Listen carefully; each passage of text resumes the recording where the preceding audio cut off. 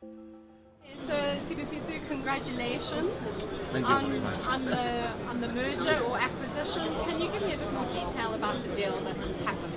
The deal is that Naledi Forging effectively bought DCD Ringrollers, and then we're going to take DCD Ringroller, merge it together with Naledi, and rename it Naledi Ringrollers, and then continue with the current product range, increase our product range.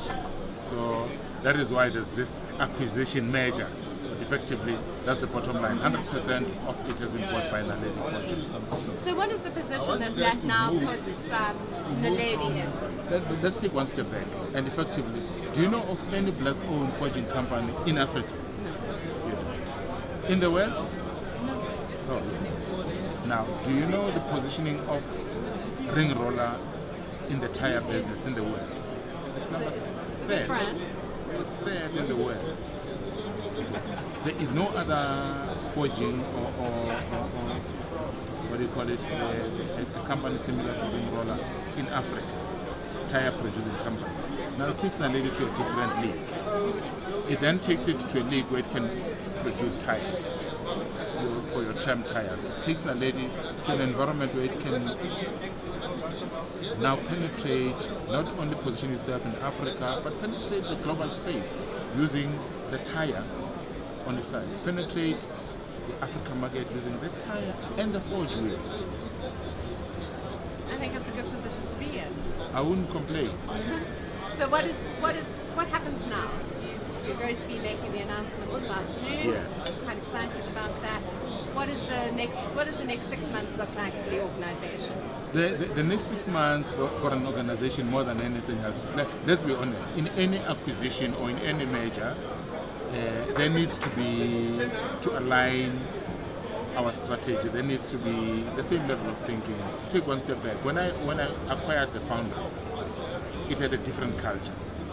So my next purpose is now to bring the culture that everybody else can work together, and the culture that is understandable. I do not do an acquisition for the sake of acquisition, for Sibusiso Maphatiane to say I've got a big pocket. I do an acquisition for a particular agenda, and my agenda is very clear. Whether people like to hear it or not, it's an agenda that I'm trying to promote both black and white youth in my company to work together and to have a positive spin-off to the country. And I'm trying to create an opportunity for black youth that has never been exposed in the engineering space. I mean, meaningful engineering space. So I can only be a shining torch for them to say, here's an opportunity, let's work together, let me give you this kind of an opportunity. I do this acquisition.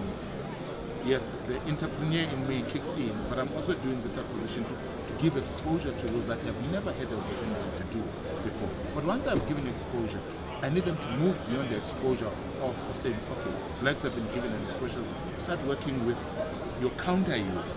Maybe, who knows, maybe some years when I'm out, or when I've taken my shot left in this world, that little contribution of mine can contribute positive to this country, that the country of this youth can begin to recognize each other as the people of the country, not as black and white. So somewhere in my little corner, that's exactly what I'm doing.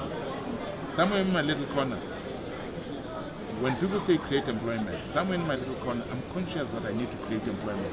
Don't have to shout about it, but create it, and it's got to be meaningful employment. That's the whole idea of this acquisition. So in the rail industry, does Sibusiso, the chairman, only have this aspect of the business, or are you involved in other aspects of the rail sector?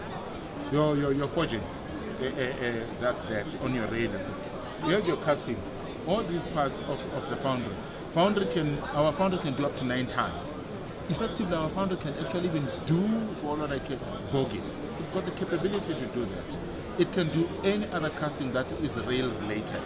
So you do your casting, your forging, so within the rail space. That's where we will be focusing our attention. But not overlooking, not only focusing on the rail. You must remember your ESCOMs of this world. They use for forging rings. We use products for your balls, your grinding media, for your ESCOM. So effectively, My target area is your rail. When I talk about rail and power, it's not necessarily that I expect my business that is going to be dependent on Transnet and Eskom. I'm talking internationally your rail. I'm talking your power internationally. So they are a stepping stone. Charity begins at home. So they've got to come to the party. I also want to remove a myth of people saying, there are no black suppliers. There are no, there are. There's nothing like that. There's Sibusiso Maphatiane. There's a black supplier. Okay, if you don't get it, then I don't know when you will get it. To be honest.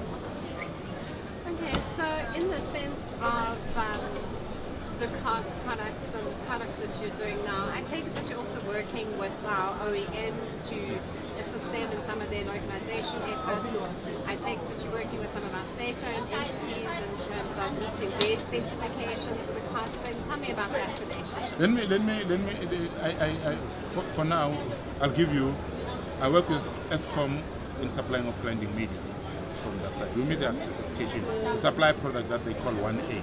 If we don't supply that product, some of the power stations can go dark. And I'm black enough, I don't create, you want to create another darkness.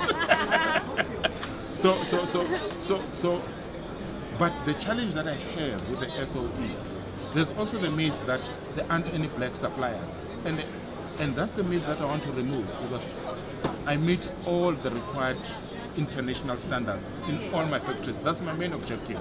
It's not Mundu Maka plan.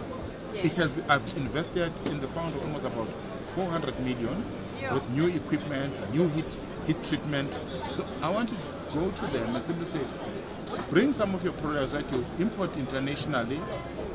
Let me do them for you and put them on trial. I do not expect any favors, but I'm expected to bid like any other person to follow the process. But let's remove the myth that there are no suppliers of this nature in South Africa. Yeah. But that same thing you talked to me about is not only on SOEs. Our international companies themselves, they come in here, they get work, then they go out to the SOEs. There's no black suppliers of this magnitude. Then that becomes a bit of a challenge for me. Yeah. So the challenge does not only lie with the SOEs, the challenge lies also with the international players themselves, because they go and get this work. And then they themselves, conveniently, DTI will give them the list. These are the companies, nothing happens. I can tell you now, I probably went through Gibela more than 4 times of their audits. And I passed all of them. Ask me how many products did I get out of them, or anything. 0. So are they importing their cost? Oh yes. And they'll go and tell DTI, we can't find the suppliers. I mean, give you a typical enough example. I've put in a heat treatment of about 13 or 14 million. Eskom still imports some of their grinding media, 27% from China, at a more expensive price than me. I'm not so sure what should I make of that. Yes, there are some that they import from me, but your guess is as good as mine. Okay? There isn't any one of the international players I have not engaged. But I can tell you now, we meet all the standards, but I must continuously fight. And what cheeses me off in the whole process is that they do go to companies like DTI and our SOEs. We can't find black suppliers. When you are in their database, when they've come and did the audit, I'm challenging any one of them that has not come to Ringrollers or Naledi Foundry and do an audit and find our standards. Our standards are international standards. And I want them to show you an order that they've placed with that company after they've done the audit with that company. So the challenge is bigger than our SOEs. The challenge is to fight for people to recognize your role that you are playing. And as I said to you, I'm not going to be a crying baby. I am going to take these kind of platforms and tell them the truth. And if next year you come back, we have this kind of an interview, I'm still going to tell you, this is the one that came to the party, this one that did not come to the party. Because the whole idea is to promote the employment. It's got nothing to do with Sibusiso. Sibusiso is, as President said, Tumamin, is here to promote employment. But I can only promote employment if people work together with me. I'm not saying they must pick on me. They must not pick on me. Stop placing orders internationally on the products that we can do locally. It's not acceptable. And I'm not going to shut up about it.